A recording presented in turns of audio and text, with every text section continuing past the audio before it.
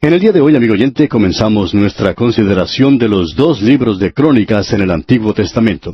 Gran cantidad de personas encuentran estos libros históricos del Antiguo Testamento un poco faltos de interés. Sin embargo, nos alegra saber que muchas de las personas que han estado viajando con nosotros a través de la Biblia han descubierto hasta ahora que ellos son sumamente interesantes. Quisiéramos decir que tanto el primero como el segundo libro de Crónicas son probablemente menos interesantes que la mayoría de los otros libros. Sin embargo, creemos que esta es una porción emocionante de la palabra de Dios. Vamos a pasar de una manera muy rápida por esta sección, más rápido aún que por cualquier otra porción que hemos estudiado anteriormente. Y quisiéramos que usted escuche con atención la introducción que daremos a los dos libros de Crónicas.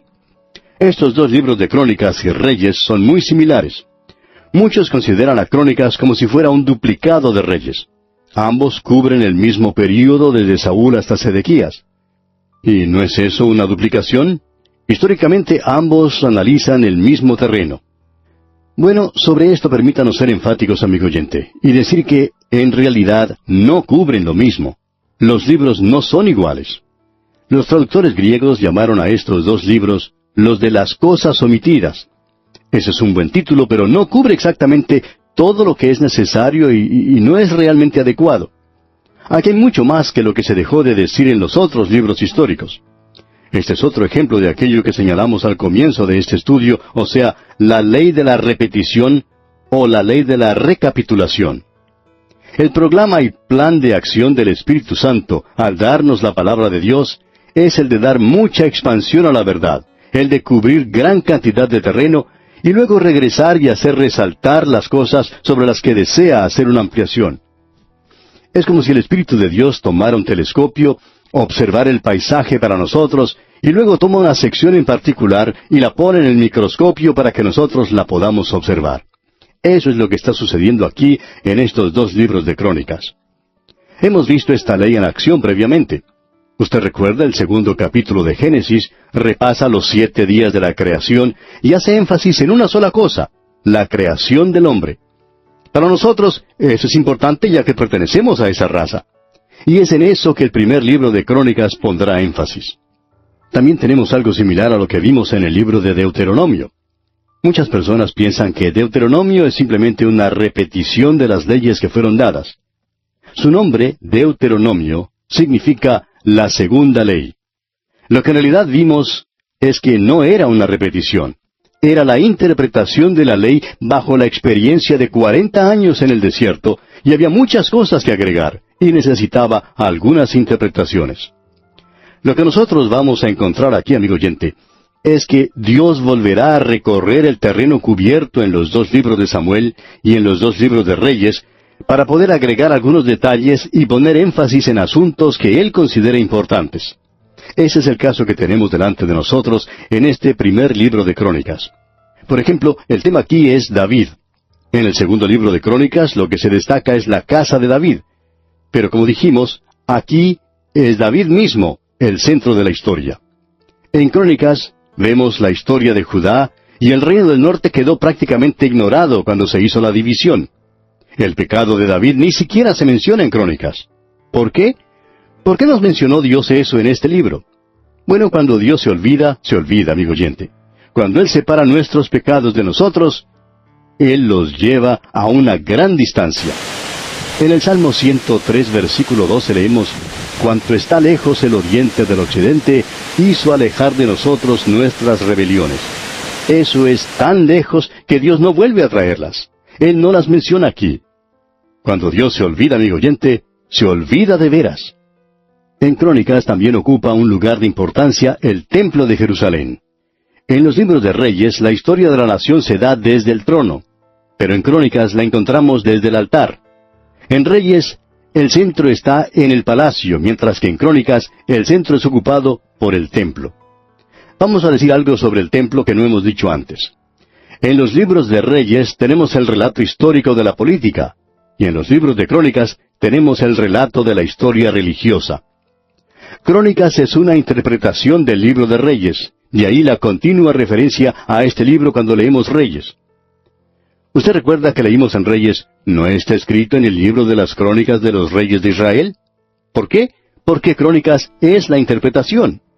Reyes nos da el punto de vista humano, mientras que Crónicas nos da el punto de vista de Dios, el punto de vista divino. Al leer los primeros capítulos de Crónicas, usted los hallará muy faltos de interés, pero también se dará cuenta que ahora estamos observando el punto de vista de Dios, y eso es de suma importancia para nosotros y lo debemos apreciar.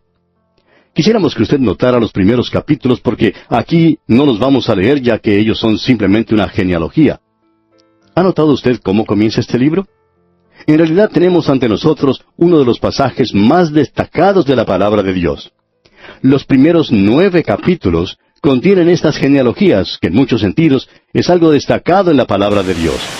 Preste atención a los primeros 4 versículos de este primer libro de Crónicas. Adán, Set, Enos, Cainán, Maalaleel, Jared, Enoc, Matusalén, Lamec, Noé, Sem, Cam y Jafet. Con la simple lectura de esos 4 versículos hemos cubierto mucho terreno. Lo único que tienen esos 4 versículos son nombres que han sido mencionados en el comienzo. Esto es muy importante notar, pues tiene mucho valor. Luego en el versículo 5 se comienza a hablar de los hijos de Jafet. Se sigue con los de Cam y luego los de Sem. Puede usted notar que aquí se sigue el mismo sistema que fue usado en el libro de Génesis. La línea rechazada se da en primer lugar, luego la línea que debe seguirse hasta Cristo se menciona. Y en estos primeros 9 capítulos, usted tiene la genealogía que lo lleva desde Adán hasta el Señor Jesucristo. En la genealogía que encontramos en el Evangelio según San Mateo, por ejemplo, tenemos la genealogía comenzando con Abraham y llega a Cristo. En el Evangelio según San Lucas, mientras tanto, comienza con Adán y llega a Cristo. Eso es lo que se enfatiza aquí. Luego se continúa con la línea de Sem, y esa descendencia lo lleva hasta Abraham. Luego vemos que se menciona a los hijos de Ismael, los hijos de Setura, y los hijos de Saúl, los primitivos reyes de Edom, y luego tenemos a los jefes de Edom. En el segundo capítulo se menciona a los hijos de Jacob. Ahora se está siguiendo a Israel. Entonces encontramos la descendencia de Isaí. Este Isaí tuvo un hijo llamado David. Y ahora se seguirá la línea de David, y esa línea de descendencia es muy importante. Ahora en el capítulo 3 usted puede ver que se menciona la familia de David. Y encuentra que él tuvo algunos hijos, de los cuales no sabíamos mucho antes. Ellos no fueron mencionados ni en los 2 libros de Samuel, ni en los 2 libros de Reyes.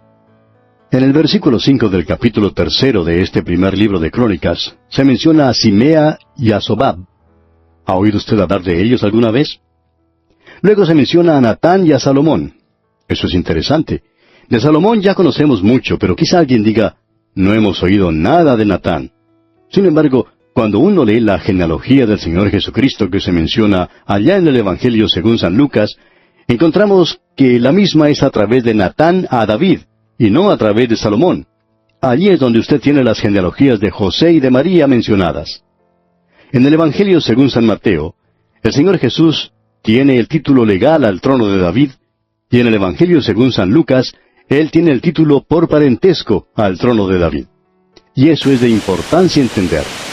Luego tenemos la genealogía de las 12 tribus de Israel. Y no vamos a tomar el tiempo ahora para leer todo eso, pero quisiéramos indicar que eso es de beneficio para nosotros. Por eso quisiéramos mencionar algo que usted debe notar en estos primeros 9 capítulos del primer libro de Crónicas. Son 9 capítulos de genealogías, sus hijos. ¿Los hijos de quién? Los hijos de Adán. Es la genealogía más larga en las Escrituras, y es notable porque es la lista más larga y grande en las Escrituras, y no hay nada similar en toda la literatura universal. Comienza con Adán y llega hasta Cristo. Comienza con el primer Adán y concluye con el último Adán. Tenemos el cuadro genealógico más grande de toda la humanidad. Y por esto nos damos cuenta que todos nosotros pertenecemos a la misma familia. Ninguno puede reconstruir completamente su genealogía. Usted puede leer allá en el versículo 1 del capítulo 9 de este primer libro de Crónicas lo siguiente: contado todo Israel por sus genealogías, fueron escritas en el libro de los reyes de Israel, y los de Judá fueron transportados a Babilonia por su rebelión.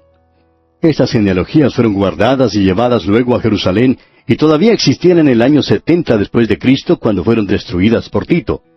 Todo desapareció en esa ocasión, y por eso nadie puede buscar su genealogía hasta el primer hombre, Adán. Muchos de nosotros somos descendientes en la línea de Jafet.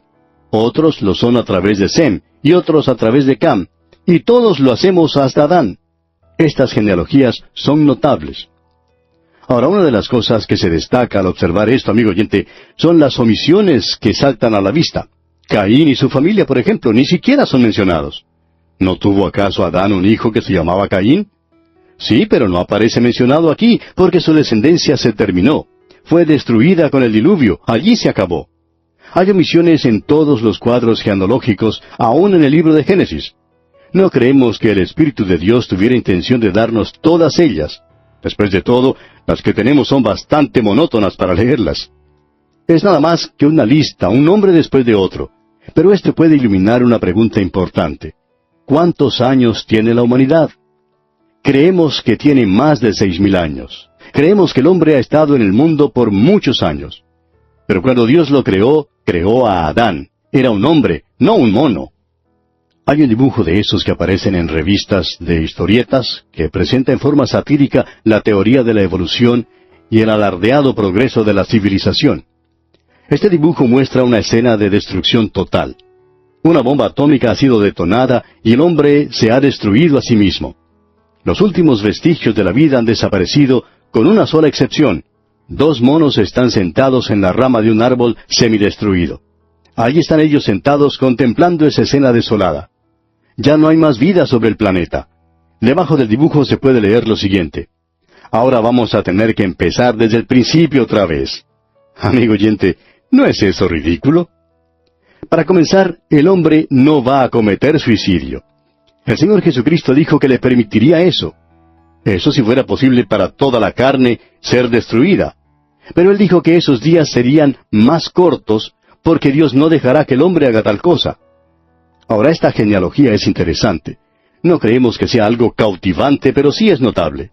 Tiene un mensaje para nosotros en el día de hoy. Es tan inspirado como el mensaje que leemos allá en el Evangelio según San Juan, capítulo 3, versículo 16, y que muchos han llamado la Biblia en miniatura. Bien, hemos andado mucho camino. Volvamos a echar una mirada hacia Adán. ¿Estuvo Dios en lo cierto, en lo correcto en cuanto a Adán? ¿Sucedieron las cosas como Dios dijo que sucederían? La psicología está intentando tabular y clasificar al hombre según su cociente intelectual.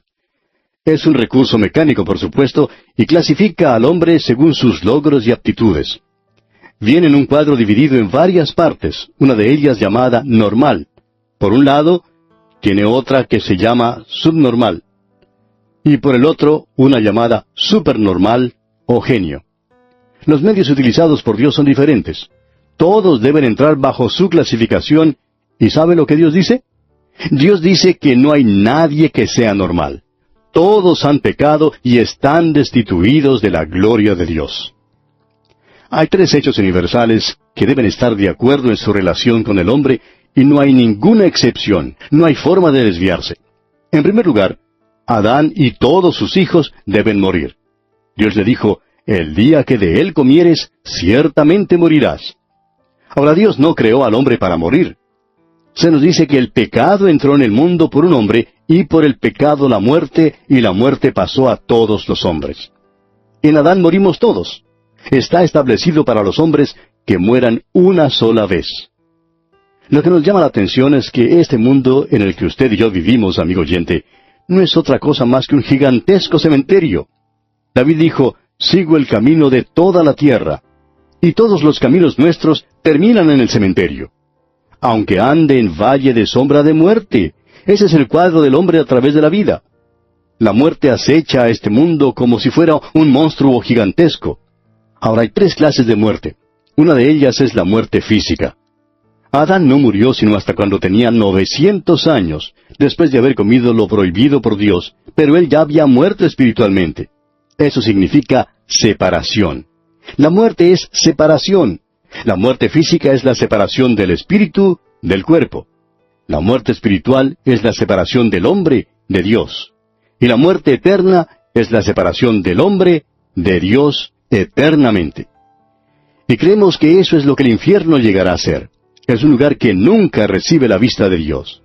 En ese lugar no existen ni las bendiciones, ni la misericordia, ni el amor de Dios. Y ahora note usted que aquí encontramos otra gran verdad. Adán, junto con todos sus hijos, son pecadores. Ese es el cuadro del hombre. Todos han pecado y están destituidos de la gloria de Dios. Y la prueba de ello es que, como bien sabemos, todos mueren. En Adán, todos mueren, dice la Escritura. Todos han pecado en Adán. Abraham era una buena persona, pero Abraham era un pecador. Ismael es prueba de ello. Caleb era un hombre sobresaliente, pero él tuvo sus concubinas. El pecado, amigo oyente, ha separado al hombre de Dios. Él está en una rebelión abierta contra Dios. Se ha apartado, al igual que Caín, de la presencia del Señor. El capítulo 59 del libro del profeta Isaías es un capítulo que todos nosotros deberíamos leer. Si usted no lo ha hecho, amigo oyente, ya lo tendría que hacer. Le aconsejamos que lo haga. En el versículo 2 de ese capítulo 59 dice, «Pero vuestras iniquidades han hecho división entre vosotros y vuestro Dios, y vuestros pecados han hecho ocultar de vosotros su rostro para no oír».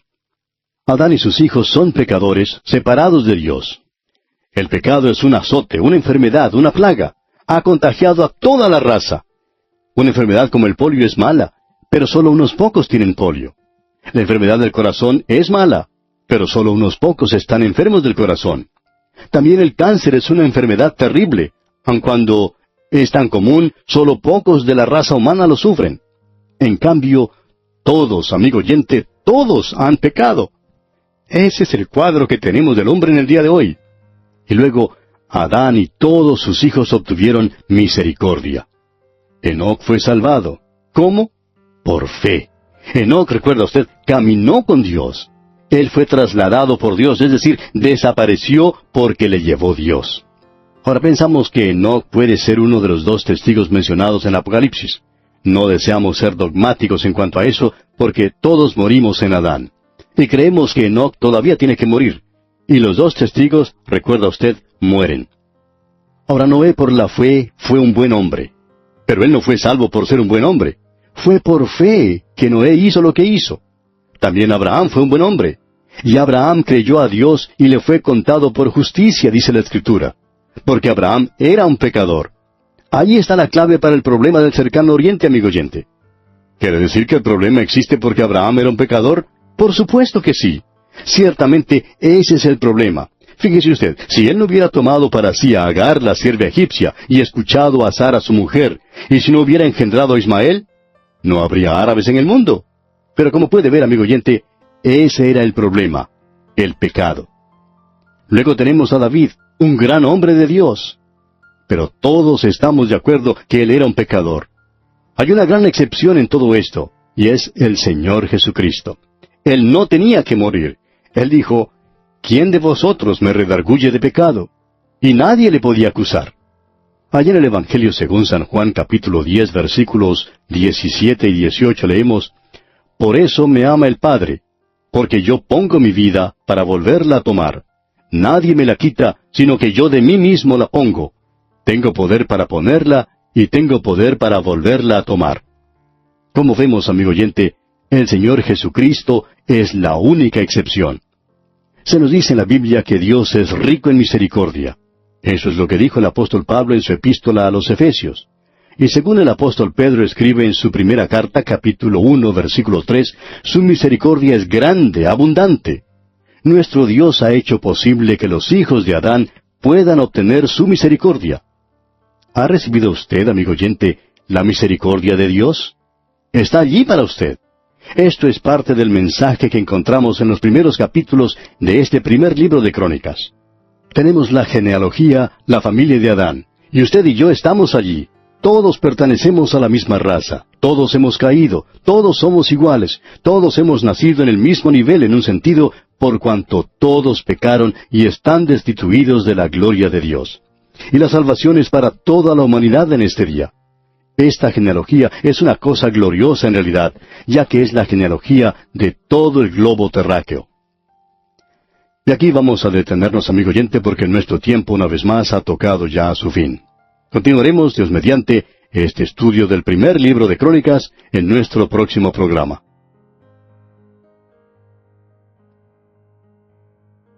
Volvemos en el día de hoy al primer libro de Crónicas. Y como dijimos en la introducción, aquí estamos observando el punto de vista de Dios. Esa es la diferencia más notable que existe con los otros libros que vimos anteriormente, el primero y el segundo libro de Samuel, el primero y el segundo libro de Reyes, ya que son casi iguales, cuentan la misma historia. Al leer el primero y el segundo libro de Crónicas, parece que fuera simplemente una repetición. Parece, decimos, pero no es lo mismo. En primer lugar, vimos la historia observada desde el punto de vista del hombre. En otras palabras, es el punto de vista humano de la historia. Pero ahora, como ya hemos dicho, tenemos el punto de vista de Dios. Usted podrá notar al pasar por este libro de Crónicas que se han presentado unos cambios bien notables. Es decir, se ha dado cierto énfasis a algunas cosas.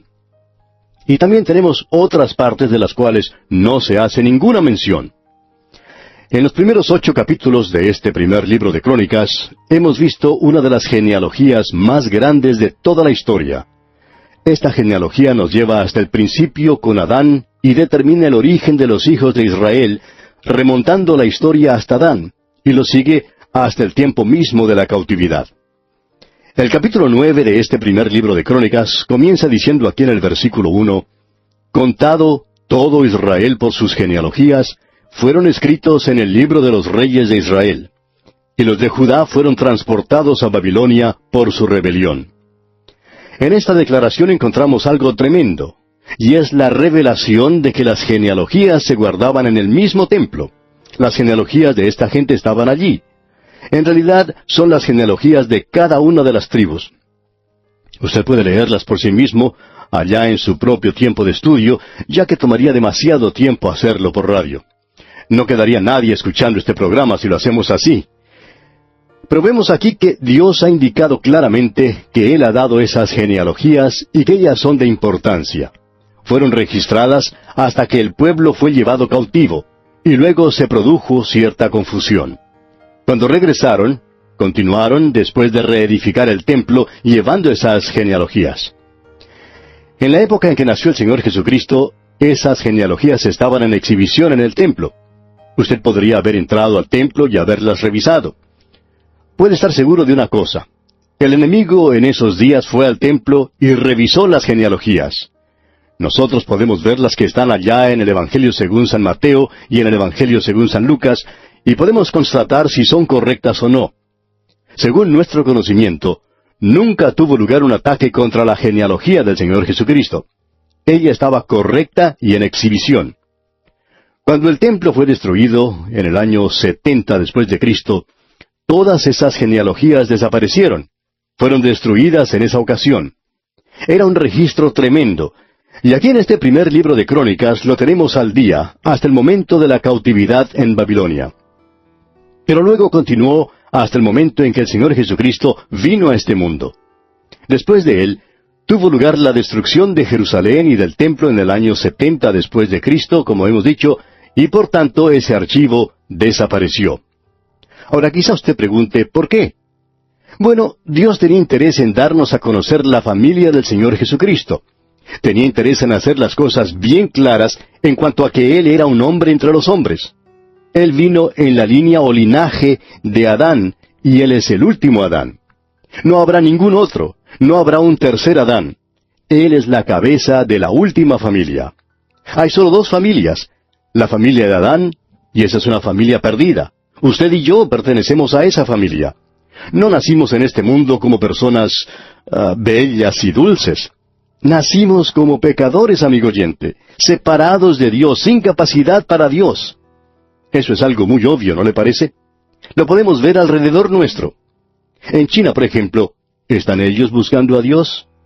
Si lo están haciendo, seguro que no lo han encontrado todavía. Tampoco lo han encontrado en la India.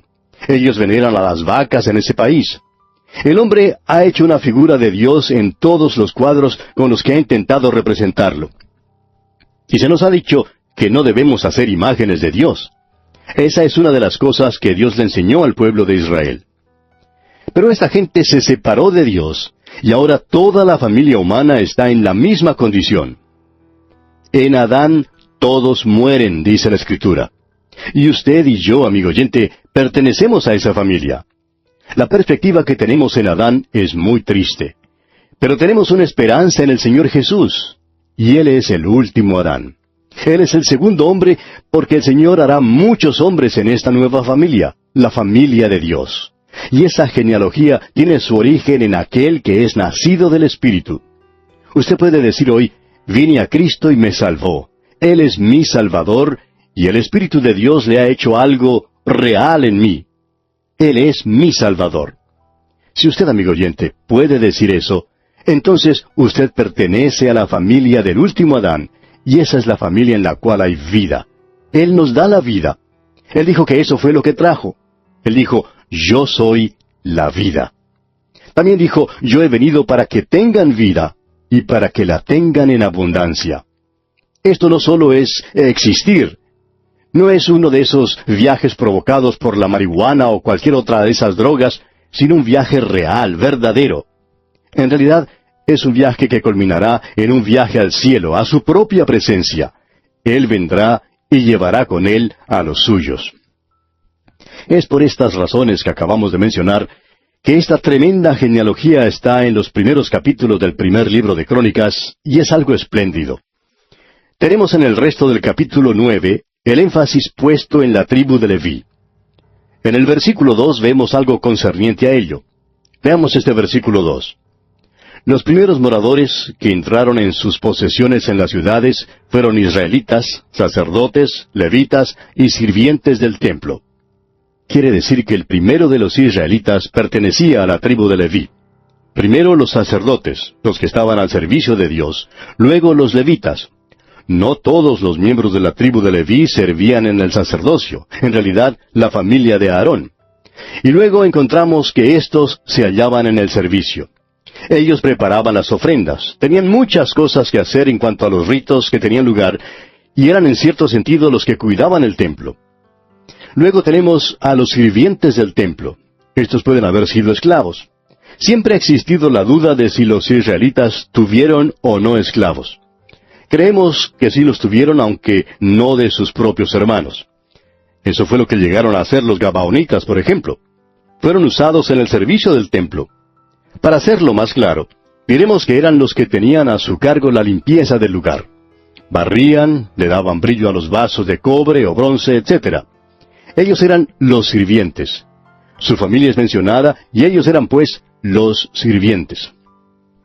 Ahora, en el versículo 33 de este capítulo 9 leemos, también había cantores, jefes de familias de los levitas, los cuales moraban en las cámaras del templo, exentos de otros servicios, porque de día y de noche estaban en aquella obra. Se cantaba continuamente, y los cantos eran dirigidos por uno de los levitas. Yo estoy seguro de una cosa, si yo fuera israelita, estoy seguro que no pertenecería a la tribu de Leví porque, bueno, no puedo cantar. Pienso que ellos llevaron la música a un nivel muy alto. David estaba muy interesado en eso, según vemos en el relato bíblico. Luego tenemos algo significativo al final de este capítulo, y es la descendencia de Saúl. Se menciona la familia de Saúl y la de su hijo Jonatán, y eso es algo notable. Él fue rey por solo un breve período de tiempo. Ahora, al llegar al capítulo 10, por primera vez comenzamos a ver la diferencia que Dios da a los libros de Samuel y Reyes, comparados con estos libros de Crónicas. En el libro de Samuel tenemos mucho material concerniente a la vida de Saúl. En efecto, toda la historia de su vida se da en ese libro. Ahora, desde el punto de vista de Dios, tenemos nada más que un capítulo. Tenemos la impresión de que hay muchos hombres y mujeres también que han recibido mucha atención en la historia de la humanidad, pero que no van a recibir mucho en el cielo. Y eso es lo que sucede aquí con Saúl. El resto es dedicado a David. Y en estos dos libros de Crónicas, todo es relacionado con la familia de David. David es el tema, no lo es Saúl. Sin embargo, desde el punto de vista humano, Saúl ocupaba un lugar de prominencia. Es algo asombroso notar que algunos de los grandes hombres de este mundo parecen no tener un lugar de importancia en lo que concierne a Dios. Ellos le dan la espalda. Este capítulo nos llama la atención por esa razón. Solo un capítulo dedicado al rey Saúl. ¿Y de qué se habla en ese capítulo?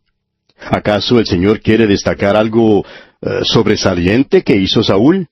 No, amigo oyente, porque las obras no tienen ningún mérito ante Dios. Así que no puede ser eso. En realidad, habla de la muerte de Saúl. Cuenta cómo murió. Se nos dice algo aquí que es realmente sorprendente. Usted recordará que cuando estábamos leyendo el primero y el segundo libro de Samuel, tratamos de determinar quién mató a Saúl. ¿Quién fue el responsable por su muerte? ¿Se suicidó él mismo? Bueno, la información que encontramos en los dos libros de Samuel nos da lo siguiente. Fue herido mortalmente en una batalla contra los filisteos. Los filisteos le hirieron mortalmente. Entonces, él le dijo a su escudero que no quería ser muerto por los filisteos, que tomara su espada y lo traspasara con ella. Pero éste no lo quería hacer. El escudero le dijo que él no haría eso. Entonces, Saúl logró echarse sobre su propia espada. ¿Fue acaso capaz de darse muerte a sí mismo? ¿Tenía él la fuerza física como para hacerlo? Ese ha sido siempre el interrogante. Luego llegó una marecita y vio lo que había ocurrido. Este fue al rey David y le dijo que había llegado al lado de Saúl antes de que éste muriera, y que fue él mismo el que le dio muerte. Él trajo a David la corona que tenía en su cabeza y la argolla que traía en su brazo, y David mandó a uno de sus hombres que diera muerte a la malecita, porque dijo David, «Tu sangre sea sobre tu cabeza, pues tu misma boca testiguó contra ti». ¿Quién es entonces responsable por la muerte de Saúl? Con un caso como este, se necesita un cuerpo de detectives para poder encontrar al culpable. Pero no necesitamos hacer eso, amigo oyente, porque vamos a tener la confesión de quien en realidad le quitó la vida a Saúl. ¿Quién, pues, fue responsable? Bien, leamos entonces el relato que tenemos en los primeros 3 versículos de este capítulo 10 del primer libro de Crónicas. Los filisteos pelearon contra Israel, y huyeron delante de ellos los israelitas, y cayeron heridos en el monte de Gilboa. Y los filisteos siguieron a Saúl y a sus hijos, y mataron los filisteos a Jonatán, a Abinadab y a Malquisúa, hijos de Saúl. Y arreciando la batalla contra Saúl, le alcanzaron los flecheros, y fue herido por los flecheros. Ahora, aparentemente él no murió. Sigamos leyendo los versículos 4 hasta el 7. Entonces dijo Saúl a su escudero, «Saca tu espada y traspásame con ella, no sea que vengan estos incircuncisos y hagan escarnio de mí». Pero su escudero no quiso, porque tenía mucho miedo. Entonces Saúl tomó la espada y se echó sobre ella. Cuando su escudero vio a Saúl muerto, él también se echó sobre su espada y se mató. Así murieron Saúl y sus 3 hijos, y toda su casa murió juntamente con él.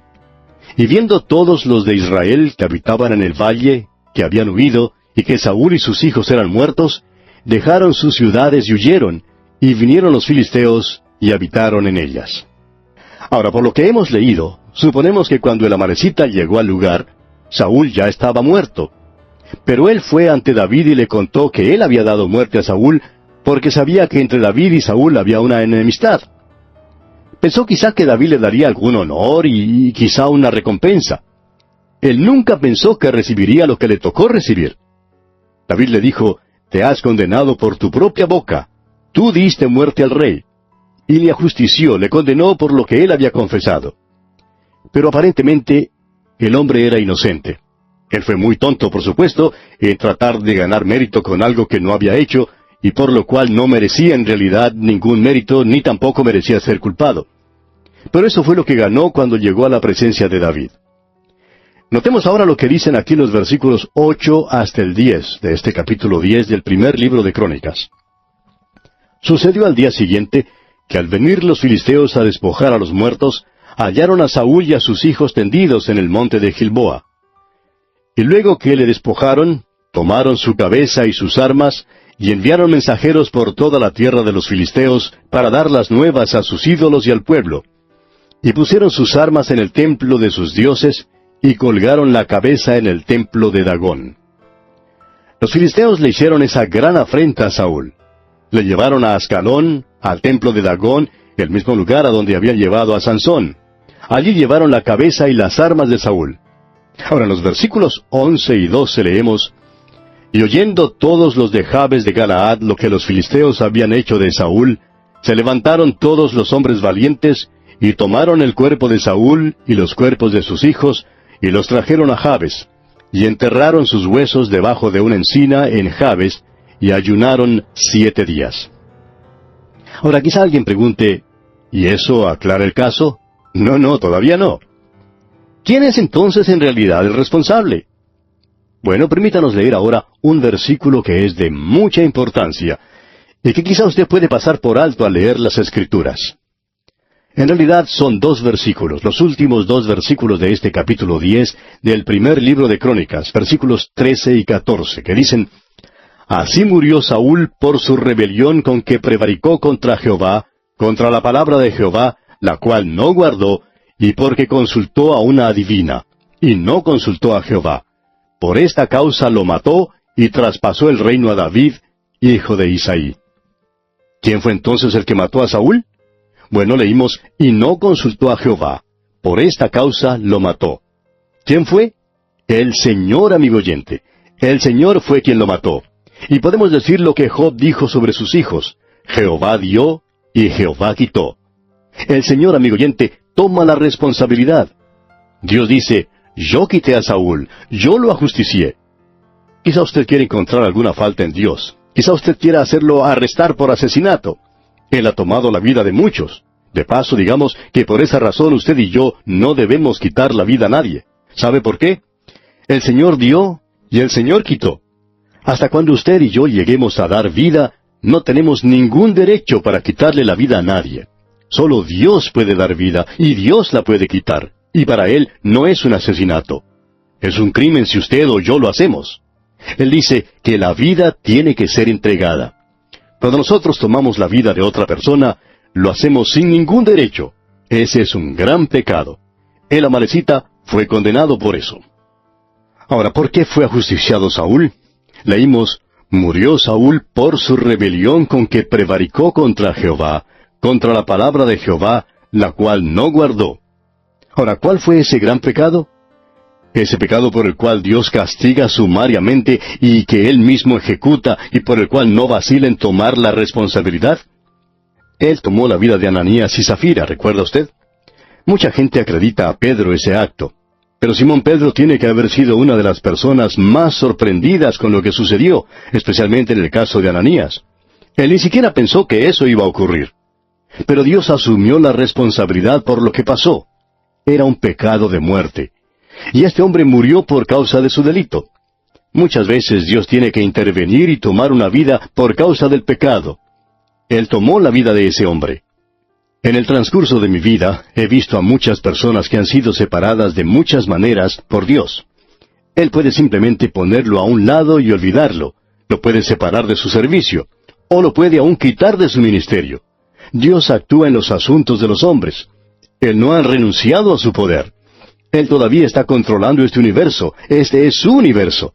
De paso, digamos que Él lo hace según su propio gusto, según su propio criterio.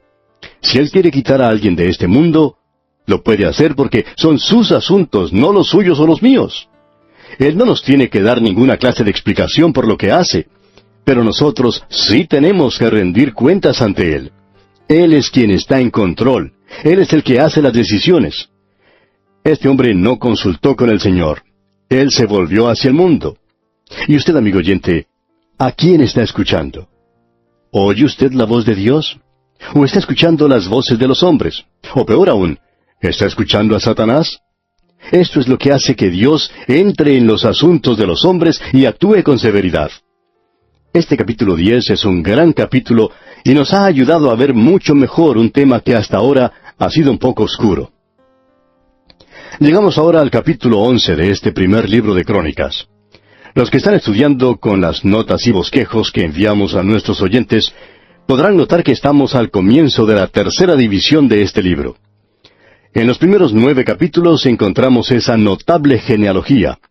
Sería mejor que dijéramos genealogías, ya que son varias. Son destacadas indudablemente.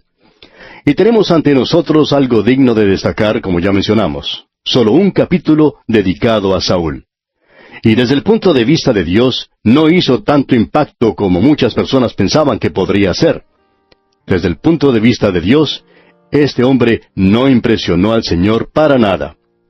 Pero aquí en este capítulo 11, usted verá que tenemos en realidad dos capítulos, ya que son el 11 y el 12, dedicados a los valientes de David. Tenemos luego los capítulos 13 al 16, donde se menciona a David y el arca. Más adelante, en el capítulo 17, se nos habla de David y el templo. La guerra de David se relata en los capítulos 18 hasta el 20.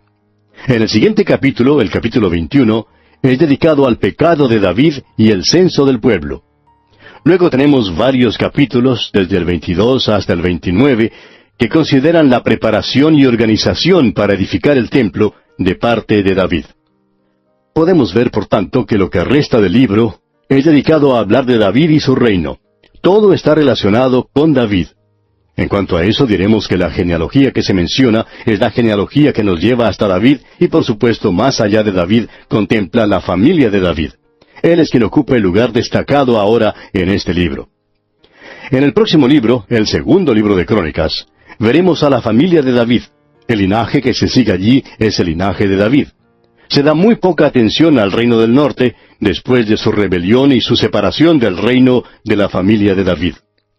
De modo que nos encontramos en una sección importante, y el énfasis está puesto en David. Sería bueno notar el énfasis dado por Dios a ciertas cosas en la vida de David, mientras que otras son casi pasadas por alto. Por ejemplo, acabamos de mencionar el pecado de David en el capítulo 21. Ahora, eso no tiene nada que ver con Betsabé. Lo que él hizo fue un censo de la gente, y esto no es tratado en ninguna otra parte. Diríamos que a los ojos de Dios, este fue el pecado más grande, y este es el que se destaca en este libro. Creemos que en estos días hay muchas personas, y muchos creyentes también, que consideran que algunas cosas son pecado, y hay otras que no consideran como pecado. Y van a llegar a la presencia de Dios algún día y van a descubrir que estaban completamente equivocados en conexión con esto, que no estaban tan seguros como creían que estaban. Lo que ellos creían que era un gran pecado, quizás no lo era. Y lo que pensaban que era algo muy leve y sin importancia, Dios lo había considerado como un pecado. En la vida de David, todos pueden señalar el pecado que cometió con Betsabé. Y Dios lo castigó por ello. Fue un pecado terrible, sin duda. Pero Dios lo perdonó porque él llegó y confesó su pecado al Señor. Pero este asunto del censo no parece ser algo muy malo. Sin embargo, vamos a ver que era algo importante en lo que a Dios se refiere y también veremos por qué. Quizás sea bueno para nosotros lograr una perspectiva diferente en cuanto a lo que realmente es el pecado. Es decir, el pecado en cuanto a ciertos hechos, algunas cosas que usted hace y ciertas cosas que dejamos de hacer. Vimos eso especialmente en nuestro estudio de la epístola a los Romanos, y el gran principio que Dios señala allí para nosotros. Bueno, lamentablemente, amigo oyente, nuestro tiempo ha tocado ya a su fin y tenemos que detenernos aquí, pero entraremos en el estudio de este capítulo 11, Dios mediante, en nuestro próximo programa.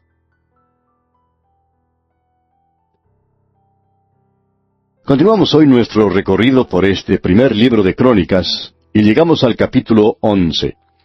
Y en nuestro programa anterior decíamos que estamos aquí al comienzo de la tercera división de este libro. En los primeros 9 capítulos encontramos esa notable genealogía, o mejor, genealogías, ya que son varias. Son destacadas indudablemente. Tenemos ante nosotros algo digno de destacar. Solo un capítulo es dedicado a Saúl. O sea que, desde el punto de vista de Dios, no hizo tanto impacto como muchas personas pensaban que podría hacer. Desde el punto de vista de Dios, este hombre no impresionó al Señor para nada. Pero aquí, en el capítulo 11, donde comenzamos hoy, veremos que hay en realidad 2 capítulos, ya que se trata de los capítulos 11 y el 12 dedicados a los valientes de David. Así es que nos encontramos en una sección importante, y el énfasis cae sobre David. Y sería bueno notar el énfasis dado por Dios a ciertas cosas en la vida de David, mientras que otras son casi pasadas por alto. Por ejemplo, el pecado de David, que se considera en el capítulo 21 de este primer libro de Crónicas, no tiene nada que ver con Betsabé. Lo que él hizo fue un censo de la gente, y esto no es tratado en ninguna otra parte. Diríamos que ante los ojos de Dios, este fue el pecado más grande. Y este es el que se destaca en este libro. Creemos, amigo oyente, que en estos días hay muchas personas y muchos creyentes también que consideran que algunas cosas son pecado y hay otras que no consideran como pecado. Pero van a llegar a la presencia de Dios un día y van a descubrir que estaban completamente equivocados en conexión con esto, que no estaban tan seguros como creían que estaban. Lo que ellos creían que era un gran pecado, quizá no lo era. Y lo que pensaban que era algo muy leve y sin importancia, Dios lo había considerado como un pecado. En la vida de David, todos pueden señalar el pecado que cometió con Betsabé, y Dios lo castigó por eso. Fue un pecado terrible, indudablemente, pero Dios lo perdonó porque él llegó y confesó su pecado al Señor. Pero este asunto del censo no parece ser algo muy malo. Sin embargo, veremos que fue algo importante en cuanto a lo que Dios se refiere. Y también veremos por qué. Quizás sea bueno para nosotros lograr una perspectiva diferente en cuanto a lo que realmente es el pecado. Es decir, el pecado en cuanto a ciertos hechos, algunas cosas que usted hace y ciertas cosas que dejamos de hacer. Vimos eso especialmente en nuestro estudio de la epístola a los Romanos, y el gran principio que Dios señala allí para nosotros. Comencemos entonces con este capítulo 11, y tenemos aquí que el énfasis se encuentra en los hombres valientes de David. Vamos a ver cómo él llegó a ser rey. Leamos lo que dice el primer versículo de este capítulo 11 del primer libro de Crónicas. Entonces todo Israel se juntó a David en Hebrón, diciendo, He aquí nosotros somos tu hueso y tu carne. Usted recordará, amigo oyente, que cuando leímos en los otros libros dobles, cuando se mencionó esta historia, se nos dijo que David reinó por 7 años solo sobre 2 tribus en el sur, la de Judá y la de Benjamín, y que su reino estuvo en Hebrón. Todo eso ha pasado ahora. ¿Por qué? Porque Dios los está observando como una nación, formada por todas las 12 tribus. Y en el libro de Dios, la fecha cuando Él llegó a ser rey fue cuando lo hizo sobre las 12 tribus, y cuando todo Israel lo llegó a aceptar. Ellos dijeron, Nosotros somos tu hueso y tu carne. Y luego leemos aquí en el versículo 2, También antes de ahora, mientras Saúl reinaba, tú eras quien sacaba a la guerra a Israel y lo volvía a traer. También Jehová tu Dios te ha dicho, Tú apacentarás a mi pueblo Israel, y tú serás príncipe sobre Israel mi pueblo. Usted puede notar que ellos están reconociendo la mano de Dios, y que David no llega a ser rey hasta cuando todo el pueblo lo acepta como el elegido de Dios. Esto comenzó 7 años después que comenzó a reinar a la muerte de Saúl. Ahora el versículo 3 dice, Y vinieron todos los ancianos de Israel al rey en Hebrón, y David hizo con ellos pacto delante de Jehová, y ungieron a David por rey sobre Israel, conforme a la palabra de Jehová por medio de Samuel. Ahora David es ungido como rey de las 12 tribus, y en cuanto a Dios se refiere, entonces es cuando comenzó a reinar. Se nos dijo antes que reinó 7 años sobre 2 tribus, pero aquí no. Leamos ahora el versículo 4. Entonces se fue David con todo Israel a Jerusalén, la cual es Jebús, y los jebuseos habitaban en aquella tierra. David había inspeccionado esa tierra. Creemos que él había estudiado muy bien todo lo que en ella había y la conocía como la palma de su mano. La conocía mejor quizá que los espías que habían sido enviados por Josué. Él conocía mucho de aquel lugar. Jerusalén era la ciudad que él eligió para ser la capital de la nación. Ese sería el lugar elegido para edificar el templo. Él hizo de esa ciudad la capital. Fue lo que él eligió y también lo que eligió Dios. Ahora tenemos mucha información en la palabra de Dios sobre la ciudad de Jerusalén. Y tenemos que aclarar que ella no es la misma o estaba en las mismas condiciones que la Jerusalén de hoy. Modernas excavaciones han demostrado que el muro de la ciudad estaba orientado en la dirección opuesta a la que tiene el día de hoy. La ciudad de David estaba ubicada en una depresión y uno siempre debía mirar hacia arriba cuando miraba al templo. Más tarde, cuando el muro fue trasladado a otro lugar, fue colocado en el monte Sión y en una posición más elevada, y desde ese lugar se miraba hacia abajo cuando uno observaba el templo. Esa es la forma actual. Gran parte de la ciudad de Jerusalén se encuentra en nuestros días sobre la zona del templo. Esa zona del templo es el monte Moria, y es un cerro en el mismo centro de la ciudad. Y del otro lado del muro está el Gólgota, el lugar de la calavera. donde el Señor Jesús fue crucificado. Este fue el lugar que David eligió. David tomó la fortaleza de Sión. En ese lugar hizo edificar su palacio. El monte Sión era un lugar muy especial para David. Veamos ahora lo que nos declara el versículo 6. Y David había dicho, el que primero derrote a los jebuseos será cabeza y jefe. Entonces Joab, hijo de Sarvia, subió el primero y fue hecho jefe. Este hombre Joab era el número 1 en el servicio de David. Él era el primero, podemos decir que él era su consejero, el que comandaba el ejército. Él pertenecía a los valientes de David. Usted recordará que se nos ha dicho algo de sus hazañas cuando él se presentó por primera vez ante David. Cómo guió al ejército y cómo luchó por David. Así es que este hombre llegó a ser capitán del ejército. Él era el que dirigía todos los asuntos militares en los días de David. Él estaba comandando todo lo relacionado con el ejército, la marina y todo lo demás que podía haber existido militarmente en esos días. Dentro de unos momentos vamos a ver la lista de los hombres valientes de David, pero antes notemos el versículo 7 de este capítulo 11. Y David habitó en la fortaleza, y por esto la llamaron la ciudad de David. La ciudad de David es el área del monte Sión. A David le encantaba ese lugar. Aparentemente allí mismo Hiram construyó el palacio. Eso es importante y lo debemos notar. Veamos ahora el versículo 8. Y edificó la ciudad alrededor desde Milo hasta el muro, y Joab reparó el resto de la ciudad. Joab no solo es un soldado, sino que también es un arquitecto. Él estaba a cargo de la reconstrucción de la ciudad. Y pasamos ahora al versículo 9. Y David iba adelantando y creciendo, y Jehová de los ejércitos estaba con él. David llegó a su reino al lugar más alto posible.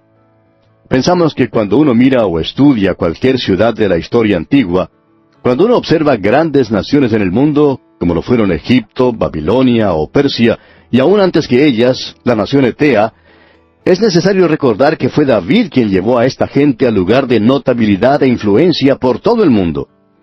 Esa fue la base que permitió a Salomón presentar un testimonio al mundo en esos días. Y ahora tenemos la lista de los hombres valientes de David. Parecería algo extraño que esa lista esté incluida en este relato. Estos fueron los hombres que se unieron con David cuando éste fue rechazado. Ahora que él llega a ocupar una elevada posición, como lo es la de rey, ellos también son ascendidos en sus posiciones.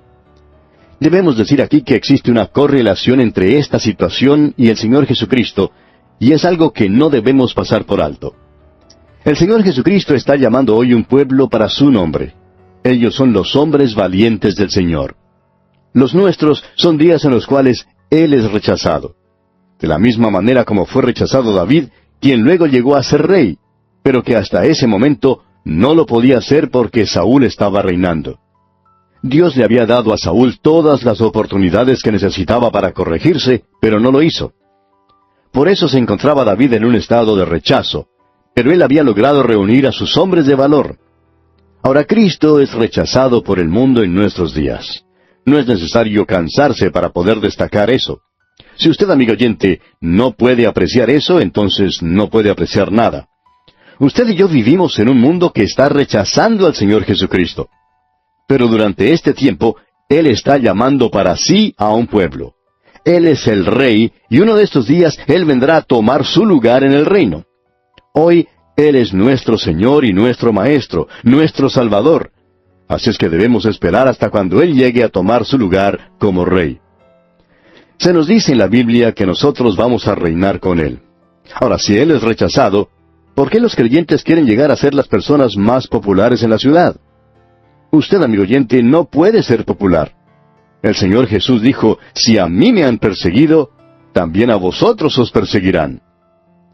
El doctor Roberto Schuller dijo, yo no juzgo a los hombres por los amigos que tienen, sino por los enemigos. Si usted tiene los enemigos debidos, entonces está bien.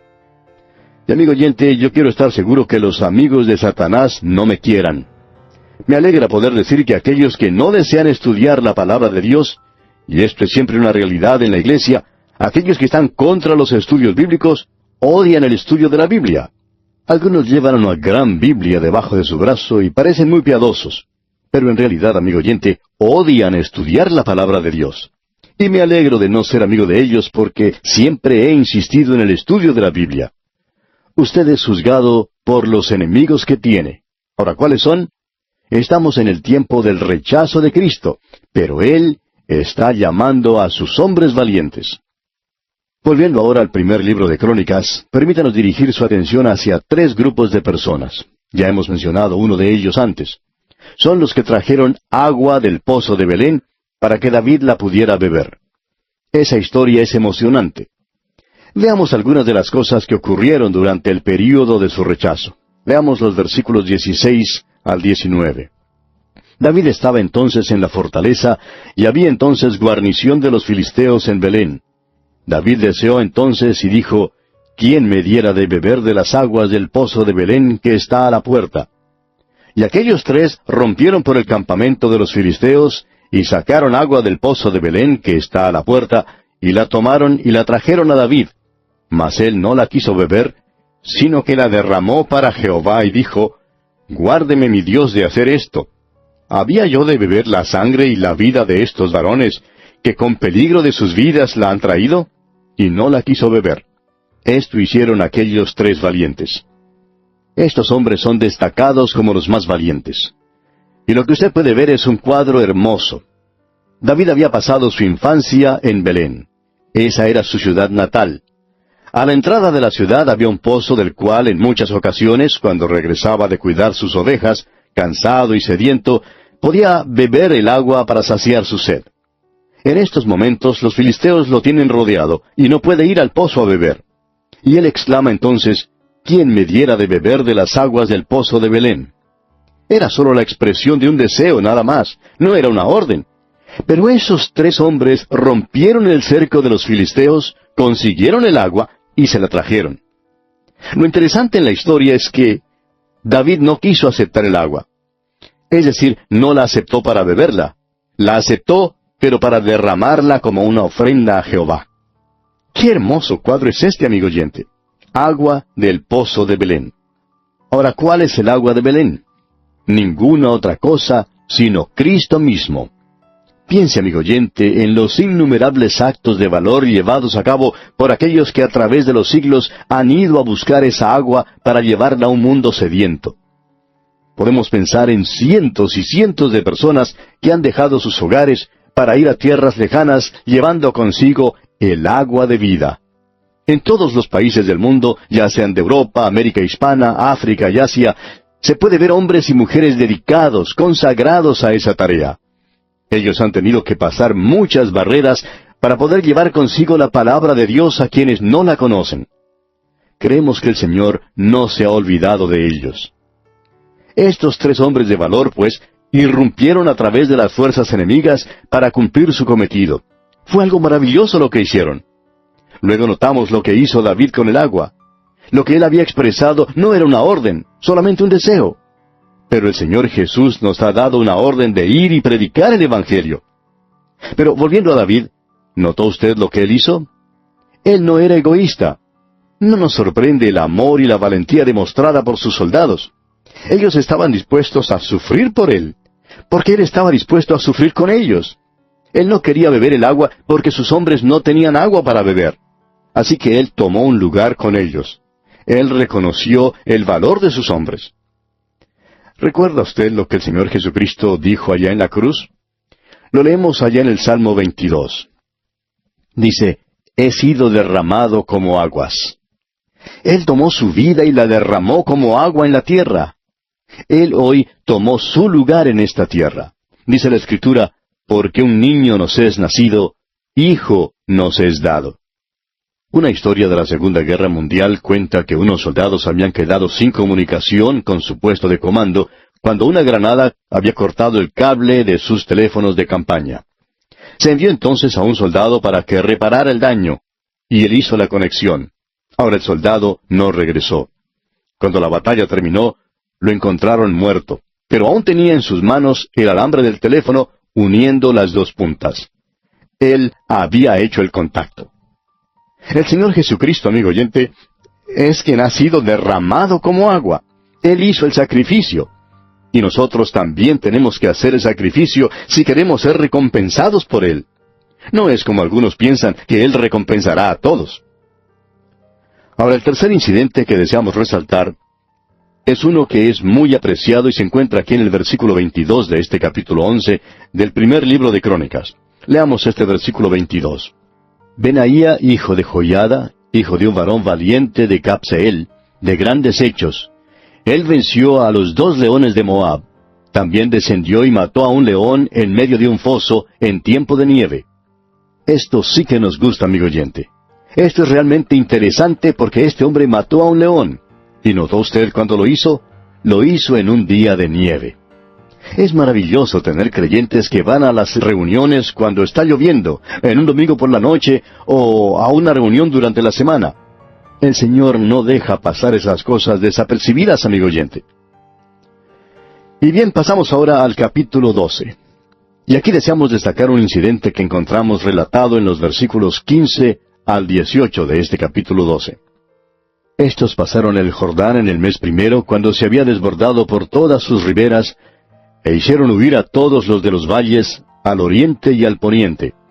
Asimismo, algunos de los hijos de Benjamín y de Judá vinieron a David al lugar fuerte. Y David salió a ellos, y les habló diciendo, Si habéis venido a mí para paz y para ayudarme, mi corazón será unido con vosotros. Mas si es para entregarme a mis enemigos, sin haber iniquidad en mis manos, véalo el Dios de nuestros padres, y lo demande.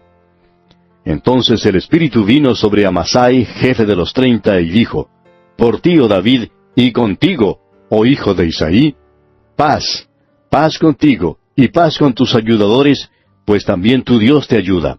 Y David los recibió, y los puso entre los capitanes de la tropa. Tenemos aquí a un grupo de hombres, pertenecían a la tribu de Gad, que se presentan ante David.